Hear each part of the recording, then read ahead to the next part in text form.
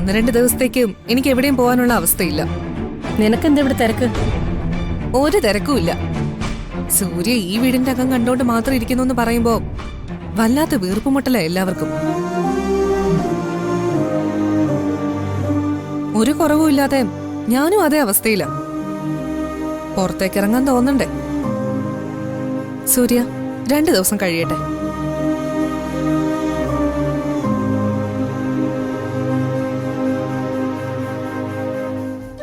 എന്റെ ചികിത്സയുടെ കാര്യത്തിൽ 1% പോലും കൽപ്പനയ്ക്ക് പ്രതീക്ഷയില്ല. പിന്നെ അയാൾ ഇതിനൊക്കെ വേണ്ടി കഷ്ടപ്പെടുവോ? കുഴപ്പമില്ല, മനസ്സിന് ഉല്ലാസം വേണമെന്നല്ലേ ഉള്ളൂ. അതിന് വേറെന്തെങ്കിലും വഴി നോക്കാം.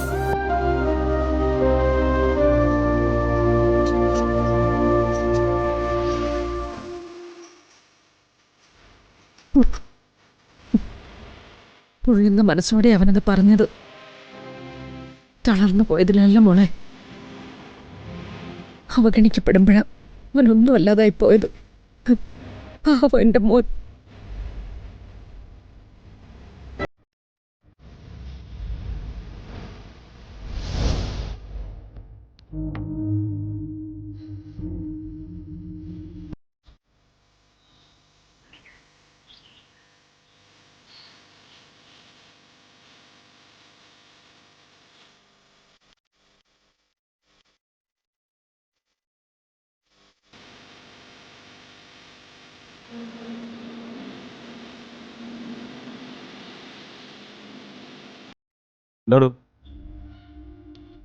എവിടെയായിരുന്നു?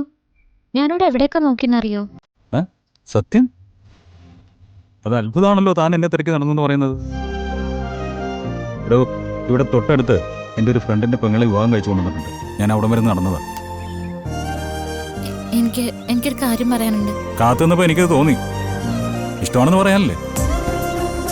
എത്ര കാലമായിട്ട് ഞാൻ ഇത് കേൾക്കാൻ കൊതിക്കാണെന്നറിയോ? പറയൂ, പെട്ടെന്ന് പറയും. അതൊന്നും അല്ല, വേറൊരു കാര്യം. നമുക്കിടയിൽ വേറെന്ത് കാര്യം? വേണ്ട, ഞാൻ പറയുന്നില്ല. അവിടെ നിൽക്കേ. എന്തെങ്കിലും പറഞ്ഞാൽ ഉടനെ അങ്ങ് പിണങ്ങിക്കോളും. ഇനി പറ, എന്താ കാര്യം? മോള് പറ, ചേട്ടൻ കേൾക്കട്ടെ. പറയടോ. നമുക്കൊന്ന് പുറത്തു പോയാലോ? എന്റെ അമ്മോ, എന്താ ഇത്? ആകാശം ഇടിഞ്ഞ് താഴെ വിടാൻ പോകുന്നു. നമുക്ക് ഒന്നിച്ച് പുറത്തു പോയാലോന്നോ? ഇനിയിപ്പോ എന്താ നോക്കാനുള്ളത്? ഒരു കാര്യം ചെയ്യേ, 2-3 ദിവസത്തേക്കുള്ള സാധനങ്ങൾ കൂടി എടുത്തോ. നമുക്കേ എവിടെയെങ്കിലും വിട്ടു പോകുന്നേ. ഇനി കുറെ കാലത്തേക്ക് തിരിച്ചു വരണ്ട. ഭ്രാന്തുണ്ടോ? നമ്മൾ രണ്ടുപേരോട് കറങ്ങാൻ പോകുന്ന കാര്യമല്ല ഞാൻ പറഞ്ഞത്. നമുക്ക് ഏട്ടനെയും കൊണ്ടൊന്ന് പുറത്തു പോകണം. ഏട്ടനെ കൊണ്ടോ? അതെ, കുറച്ചുമ്പ് വൈദ്യര് വന്നിരുന്നു. ചികിത്സയൊക്കെ ഫലിക്കുന്നുണ്ട്. പക്ഷേ ഏട്ടനെയും കൊണ്ട് പുറത്തൊക്കെ ഒന്ന് പോണം, ഏട്ടന്റെ മനസ്സ് സന്തോഷിപ്പിച്ച് നിർത്തണം എന്നൊക്കെ പറഞ്ഞു. അതുകൊണ്ടാ ഒന്ന് പോവാന്ന് വെച്ചത്. പിന്നെ പോവാൻ റെഡിയായതാ. പക്ഷെ ഏട്ടത്തി എന്തോ ഒഴിവ് പറഞ്ഞു. ഏട്ടനത് നല്ല വിഷമായി. നമുക്ക് കൊണ്ടുപോയാലോ? ഏട്ടനെ പുറത്തു കൊണ്ടുപോകുന്ന നല്ല കാര്യമല്ലേ, പ്രത്യേകിച്ചും താൻ കൂടെ ഉണ്ടാവുമ്പോ. പക്ഷേ ഒരു കണ്ടീഷനുണ്ട്. എന്താ? പ്രിയങ്ക കൂട്ടാൻ പാടില്ല. അതെന്താ? നമ്മളൊരു നല്ല കാര്യത്തിനല്ലേ പുറത്തു പോകുന്നേ. അവിടെ വന്ന് തർക്കങ്ങളും ബഹളങ്ങളും ഉണ്ടാക്കുകയും ആ യാത്രയുടെ ഉദ്ദേശം തന്നെ ഇല്ലാതാക്കുന്ന ഒരാള് എന്തിനാ കൂടെ വരുന്നേ? നമ്മൾ മാത്രം മതി. പിന്നെ നമ്മുടെ ഏട്ടനും. എന്നാ ഞാൻ ഏട്ടനോട് റെഡിയാവാൻ പറയട്ടെ? പറഞ്ഞു. അല്ല, എവിടെയാ പോണ്ടേ? നമുക്ക് ബീച്ചിൽ പോവാം. ഏട്ടന് ഏറ്റവും കൂടുതൽ ഇഷ്ടമുള്ള സ്ഥലം ബീച്ചാന്ന്. ശരി, ബീച്ചിൽ പോ. അവിടെ ചെന്നിട്ട് എനിക്കും ചില പ്ലാനിങ്ങുകളൊക്കെ ഉണ്ട്.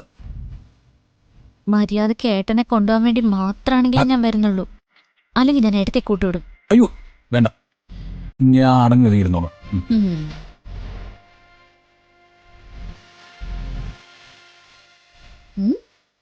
കുഴപ്പമുണ്ടാകില്ല. Okay okay.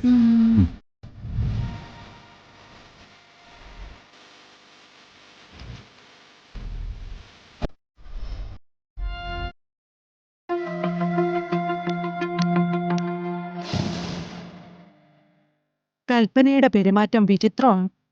ചില സമയത്ത് അവളുടെ രീതികൾ കണ്ടാല് സൂര്യയുടെ അസുഖം മാറാൻ അവൾ മുന്നിട്ട് നിൽക്കുന്നത് പോലെ തോന്നും. ചിലപ്പോ ആണെങ്കിൽ തിരിച്ചും. അവൾക്കെല്ലാം ഒരു കാട്ടിക്കൂട്ടില്ല അമ്മേ.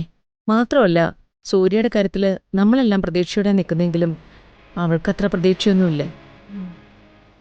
ആരെയും കുറ്റം പറയേണ്ട പറ്റിനി. മറ്റൊന്നുമില്ലെങ്കിലും സൂര്യയെ പരിചരിക്കാനും അവന് വേണ്ടി പ്രാർത്ഥിക്കാനും രാധികമോൾ ഇവിടെ ഉണ്ടല്ലോ. അതൊരു മഹാഭാഗ്യം തന്നെ.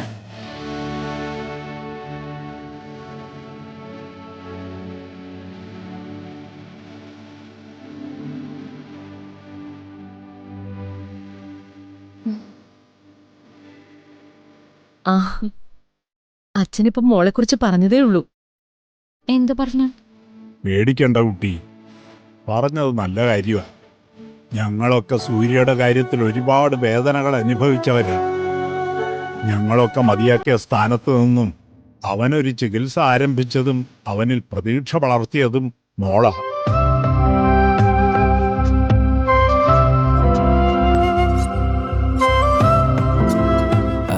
അച്ഛാ, ഞങ്ങളെന്നാ പോയിട്ട് വരട്ടെ. എടാ, വൈദ്യരങ്ങനെ പറഞ്ഞതിന്റെ ബാധ്യത കൊണ്ട് നീ പോകുന്നതാണോ അതോ സത്യസന്ധമായിട്ട് നിനക്ക് പോകാൻ ആഗ്രഹമുണ്ടോ? മുൻപാണ് അച്ഛനെ ചോദ്യം ചോദിച്ചിരുന്നെങ്കിൽ ഇല്ലെന്ന് ഞാൻ പറയും. പക്ഷെ ഇപ്പൊ അങ്ങനെയല്ല. എനിക്ക് തിരിച്ചു വരണം അച്ഛാ. എനിക്ക് പഴയതുപോലെ ആവണം. എന്നെ കൈപിടിച്ച് നടത്താൻ എൻ്റെ പെങ്ങള്, എൻ്റെ അനിയത്തി കൂടെയുണ്ട്.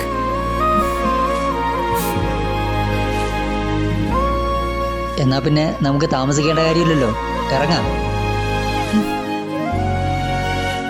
ഇറങ്ങാൻ വരട്ടെ.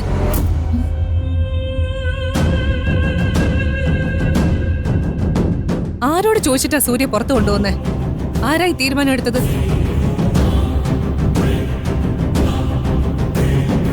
ഏട്ടനെ പുറത്തേക്ക് കൊണ്ടുപോകാൻ ആരോടാ പ്രത്യേക അനുവാദം വാങ്ങേണ്ടത്?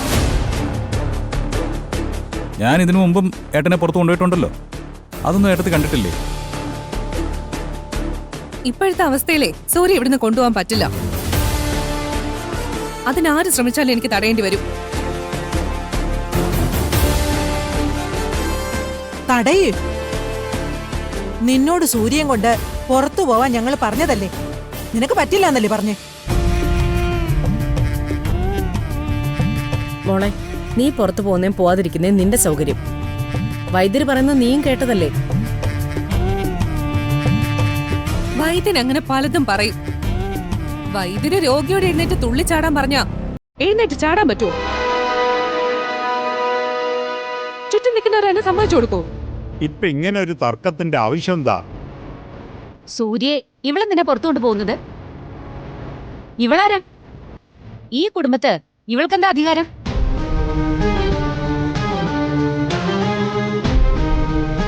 രാധിക ആരാണെന്ന് ഞാൻ വ്യക്തമായിട്ട് പറഞ്ഞു തന്നിട്ടുണ്ട്. കൂടുതൽ ചോദിച്ചുകൊണ്ട് ഉത്തരം മാറുമൊന്നുമില്ല.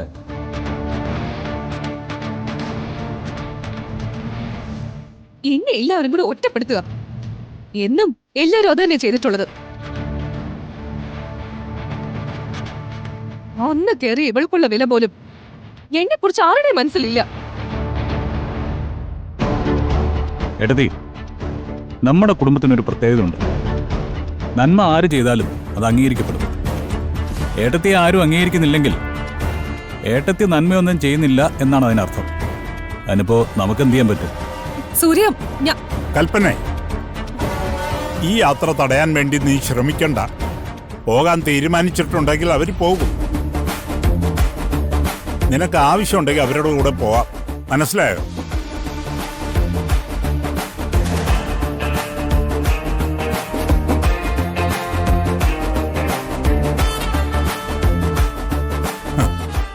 അതൊന്നും കാര്യമാക്കണ്ട. അല്ലെങ്കിലും എന്ത് കാര്യത്തിന് ഇറങ്ങുമ്പോഴും കൽപ്പനയേട്ടത്തി ഇടവക ഒരു വെടിക്കെട്ട് ഉള്ളതാണല്ലോ. ഇതും ആ ഗണത്തിൽ കൂട്ടിയാൽ മതി. അച്ഛാ, ഞങ്ങളൊന്ന് ഇറങ്ങിക്കോട്ടെ. ഓ, ശരി അച്ഛാ.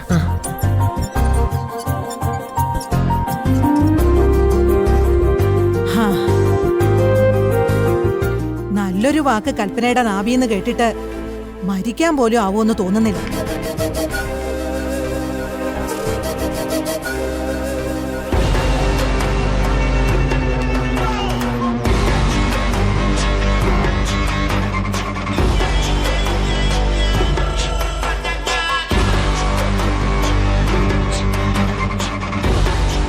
കൽപ്പനെ, അവള് പിന്നെ നിനക്ക് മുമ്പേ നടന്നൂല്ലേ? അവള് കടുത്ത കൃഷ്ണഭക്തയാ. അവളുടെ അച്ഛൻ കൃഷ്ണപൂജ ചെയ്യുന്ന ആളും.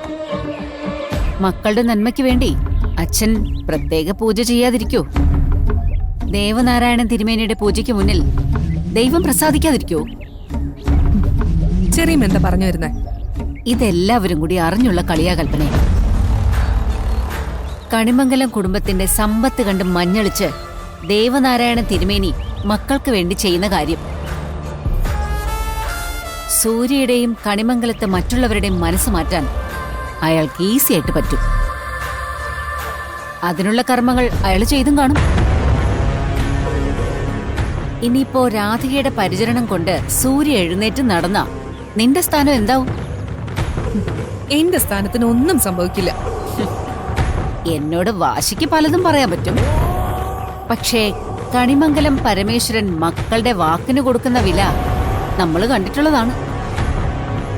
ഈ യാത്രയിൽ അപകടമുണ്ട്. രാധിക കണിമംഗലത്ത് പടർന്നു കയറിക്കൊണ്ടിരിക്കുക, ഇവിടെയുള്ള സകലരുടെ മനസ്സിലും. ചെറിയമ്മേ, അവളെ ഞാൻ വെറുതെ വിടില്ല. എന്നെ അവഗണിച്ച് സൂര്യ അവള് കൊണ്ടുപോയ യാത്ര അങ്ങനെ നല്ല രീതിയിൽ അവസാനിക്കേയില്ല. നീ എന്ത് ചെയ്യാൻ പോകുന്നു? എന്ത് ചെയ്യാൻ പോകുന്നു കാണിച്ചു തരാം. ഇത്രയും കാലം ഒരു പ്രതീക്ഷയില്ലാതെ ഞാൻ കണിമംഗലത്ത് കാവല് നിന്നിട്ടുണ്ടെങ്കിൽ അത് കണിമംഗലത്തിന്റെ മഹാറാണി ആവാൻ തന്നെയാ. അതിനുള്ള തടസ്സം ഏത് രൂപത്തിൽ വന്നാലും അതിനെ തട്ടി നീക്കാൻ ഈ കൽപ്പനയ്ക്ക് നന്നായിട്ടറിയാം. ജാതിക ഇനി തല പൊക്കില്ല. ജാതികയ്ക്ക് വേണ്ടി തല ഉയർത്തി ഇവിടെ ആരും സംസാരിക്കേയില്ല. കൽപ്പനയാ പറയുന്നത്.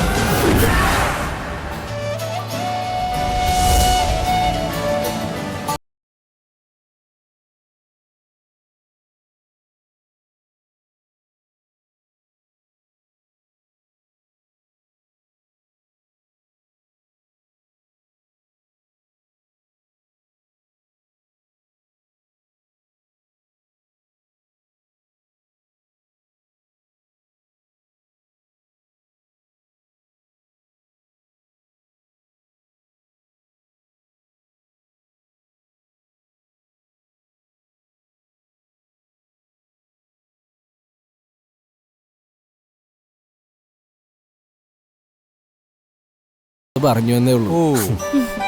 ഏട്ടൻ നോക്കിക്കോ, അടുത്ത് തന്നെ ഈ വീൽ ചെയർ ഒന്നുമില്ലാതെ നമ്മൾ ഈ ബീച്ചിൽ വരും. അന്നിതുപോലെ ഇരിക്കല്ല, നടക്കുകയായിരിക്കും. എടാ വരുണേ, നമ്മുടെ അച്ഛൻ പറയുന്ന കേട്ടെ, നമ്മുടെ കമ്പനിയിലെ കുറെ ആളുകൾ നല്ല മോട്ടിവേഷൻ കിട്ടാത്തതുകൊണ്ട് പണിയെടുക്കാൻ പിന്നോട്ട് പോയത്. നീ ഒരു കാര്യം ചെയ്യും, അവരുടെയൊക്കെ ഒരു മീറ്റിംഗ് വിളിച്ച് രാധിക അവരെ മുമ്പിൽ കൊണ്ടുവന്ന് സംസാരിപ്പിക്കും. ഇതിനേക്കാൾ പോസിറ്റീവായിട്ട് എങ്ങനെയാ ഒരാൾ സംസാരിക്കുന്നത്? ഏട്ടൻ കളിയാക്കൊന്നും വേണ്ട. ഏട്ടൻ ഞാൻ പറഞ്ഞ കാര്യം നടന്നില്ലെങ്കിൽ നോക്കിക്കോ. അതെ, ഈ ചില നേരത്തെ ഈ രാധിക ഉണ്ടല്ലോ, ഒരു പ്രവചനത്തിന്റെ സ്വഭാവം കാണിക്കും. ചില കാര്യങ്ങളൊക്കെ പറഞ്ഞാല് നമ്മളെയൊക്കെ അമ്പരിപ്പിച്ചുകൊണ്ട് അതങ്ങ് ശരിയാവും, അല്ലേ? എന്റെ കാര്യത്തിൽ ഇതുവരെ ഒന്നും ശരിയായിട്ടില്ല. അതെ, ഏട്ടൻ കടല് കാണാനാ വന്നത്. നമുക്ക് അങ്ങോട്ട് പോകാം. എടാ, നമുക്കേ തിരക്ക് കുറഞ്ഞൊരു സ്ഥലത്തേക്ക് പോവാം. നമുക്കേ എവിടെയെങ്കിലും ഒന്ന് മാറി നിന്നാ മതി. ഈ തിരക്കുണ്ടാവുന്നതല്ലേ അതിന്റെ ഒരു രസം. നിന്റെ തിരക്കൊക്കെ എനിക്കറിയാം, നീ പോയിക്കോ, പോയി ആസ്വദിക്കാം. നമുക്ക് കുഴപ്പമൊന്നുമില്ലേ. ഏട്ടൻ വാ, നമുക്ക് പോവാം. അതുവഴി ബീച്ചിലോട്ട് ഇറങ്ങാം. നിങ്ങൾ അങ്ങോട്ട് ചെല്ലേ, ഞാനേ പൊറിക്ക എന്തെങ്കിലും വാങ്ങിച്ചിട്ട് വരാം. ചെല്ലേ. പോടാ.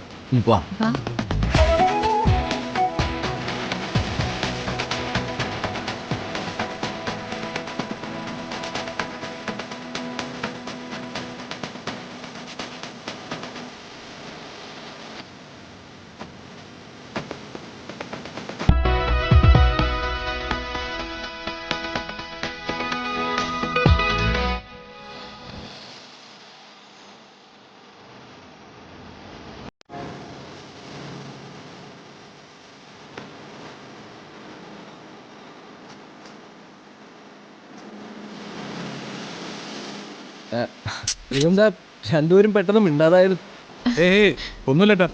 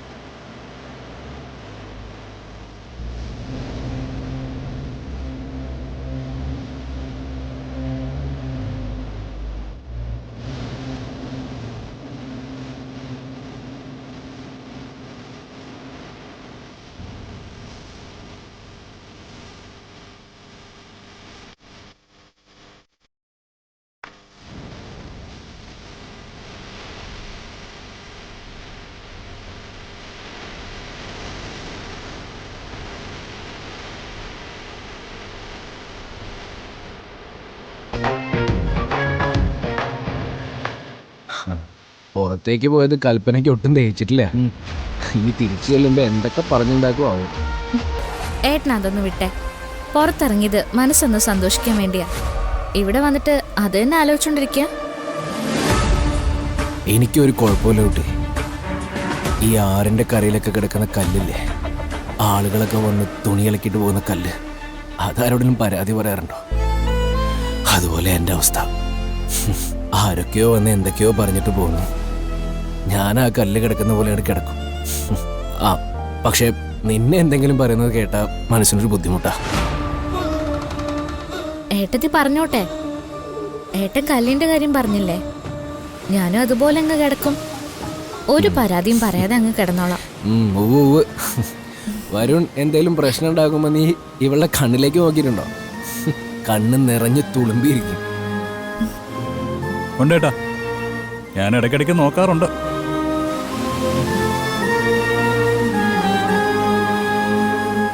ഏട്ടാ, ഏട്ടനിപ്പോ ചെറുതായിട്ടെങ്കിലും കാലനക്കണമെന്ന് തോന്നുന്നുണ്ടോ? ഉള്ളിലാ തോന്നലൊക്കെ ഉണ്ട്. പക്ഷെ എത്ര ശ്രമിച്ചിട്ടും കാലനങ്ങുന്നില്ലല്ലോ. അതെ, വൈദ്യം പറഞ്ഞല്ലോ നടക്കാവൊന്ന് ശ്രമിച്ചു നോക്കാൻ. നമുക്കൊന്ന് നടന്നു നോക്കിയാലോ? അയ്യോ വേണ്ട വേണ്ട, എന്തൊക്കെ മണ്ടത്തരോടാ വിളിച്ചു പറയുന്നേ? അല്ല, മണ്ടത്തരൊന്നുമല്ല. നമുക്കൊന്ന് നടന്നു നോക്കിയാലോ ഏട്ടാ? വേണ്ട വേണ്ട. എടാ റെഡി, ഞങ്ങൾ പിടിച്ചോളാം. എടാ വേണ്ടടാ. ആദ്യം ഒന്ന് പിടിച്ചേ. എടാ വേണ്ടടാ. വേണം വേണം, പതുക്കെ. കാലൊന്ന് പൊക്കാൻ നോക്കി. കാലൊന്ന് പിടിച്ചു നോക്കേട്ടാ, നോക്കട്ടെ. പറ്റുന്നില്ല എനിക്ക്. പറ്റും, ഒന്ന് ബലം പിടിച്ച് നോക്കട്ടെ. വയ്യാണ്ടാവും. പറ്റും. വേണ്ട.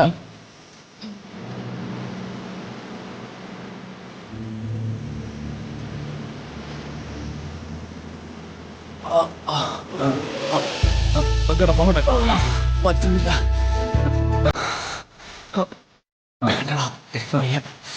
ഒരു കുഴപ്പമില്ല, നോക്കാൻ നോക്കി. ആ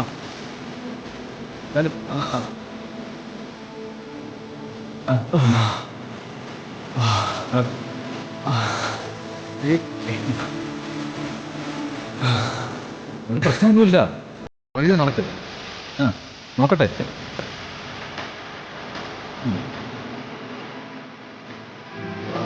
ആ പിടിച്ചോ.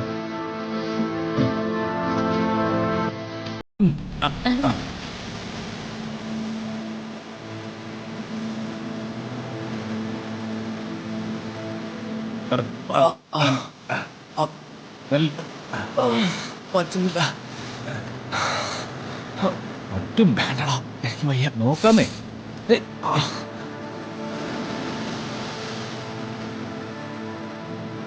ഇരുന്നു, മതി മതി മതി.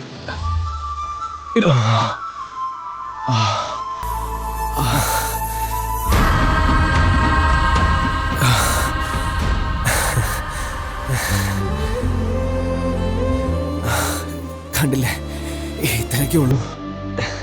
ഇതിന് ശരിയാവും, ഞാൻ നടക്കും ഓടും എന്നൊക്കെ ഞാനിനി എങ്ങനെ വിശ്വസിക്കാനാ? തുടങ്ങി.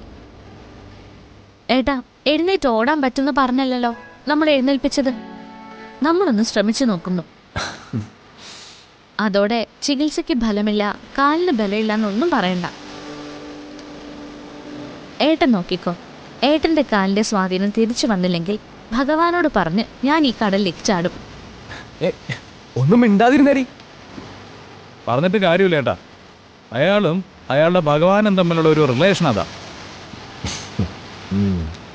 ആ, ചില നേരത്തെ രണ്ടുപേരും തമ്മിലങ്ങ് പിണങ്ങും, ചില നേരത്ത് ദേഷ്യപ്പെടും. നമ്മുടെയൊക്കെ കൂടെ ജീവിക്കുന്ന പോലെയാ അയാളുടെ മനസ്സിൽ ഭഗവാൻ.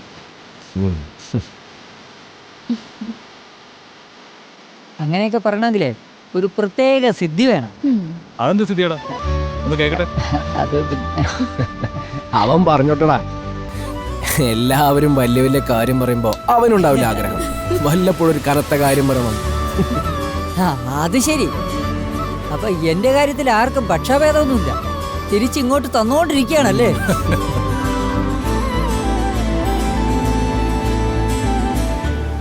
ഇങ്ങനെ തിരയടിക്കുന്ന അന്തരീക്ഷത്തിലേക്ക് മനസ്സിന് ഇഷ്ടപ്പെട്ട പാട്ടൊക്കെ കേട്ട് അങ്ങനെ ഇരിക്കണം. അതൊരു പ്രത്യേക സുഖ. ഏട്ടനിപ്പോ പാട്ട് കേൾക്കണം? എടാ, നിന്റെ ഫോണിലെ പാട്ടൊന്നും എനിക്ക് വേണ്ട. എന്നോട് പാടാന്ന് പറയല്ലേ, എനിക്ക് ചെറിയ ജലദോഷം. ഓ, ഈയടാ, രക്ഷപ്പെട്ടു. ഏതായാലും ഇനി അവനെ കൊണ്ട് ഉപദ്രവമൊന്നുമില്ല. മോളെ രാധിക, മോള് നന്നായിട്ട് പാടുമല്ലോ. ഏട്ടൻ ഇതുവരെ മോളെ പാട്ട് കേട്ടിട്ടില്ല.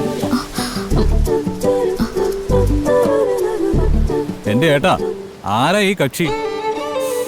എത്ര വലിയ മ്യൂസിക് ഡയറക്ടർക്ക് വേണ്ടി പാടിയിട്ടുണ്ടെന്നറിയോ? അതൊക്കെ കൂടി പുറത്തിറങ്ങിയാലേ പിന്നെ ഇതിനെ പിടിച്ചാൽ കിട്ടില്ല. പിന്നെ നമ്മുടെ കൂടെ ബീച്ചിൽ വരാനോ കറങ്ങാനോ ഒന്നും ഇയാളുണ്ടാവില്ല. പിന്നെ വല്ല ആൾക്കൂട്ടത്തിനിടയിലും ഒക്കെ തിക്കി തിരക്കി കാണേണ്ടി വരും. കളിയാക്കിയത് മതി. എടോ, കളിയാക്കിയതൊന്നുമല്ല, ഞാൻ എന്റെ ആഗ്രഹങ്ങൾ പറഞ്ഞേ ഉള്ളൂ. മോളെ, ജീവിതത്തിൽ എടുത്തു സൂക്ഷിക്കാൻ കുറെ നല്ല നിമിഷങ്ങൾ ഉണ്ടായിക്കോട്ടെ. മോളൊരു 4 വരി പാട്. അല്ല ഏട്ടാ, ഇവിടെ വെച്ച് പാടാന്നൊക്കെ പറഞ്ഞ അതിനെന്താ, ആൾക്കൂട്ടത്തിനിടയിൽ വെച്ചൊക്കെ പിള്ളേര് റീൽസ് എടുക്കുന്നത് കണ്ടിട്ടില്ലേ? അവർക്ക് വല്ല നാണക്കേടുണ്ടോ? അതൊന്നും പറയാതിരിക്കുക ഭേദം. റീൽസ് എടുത്തെടുത്ത് ഓടിക്കൊണ്ടിരിക്കുന്ന വണ്ടിയുടെ മുന്നിലേക്കാ ചിലർ ചാടുന്നത്. എടോ, ഇവിടെ ഇപ്പം നമ്മൾ മാത്രമേ ഉള്ളൂ. താൻ ധൈര്യമായിട്ട് പഠിക്കോ? ഏട്ടൻ പറഞ്ഞു കേട്ടില്ലേ?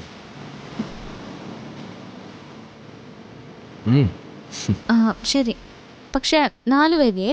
ആ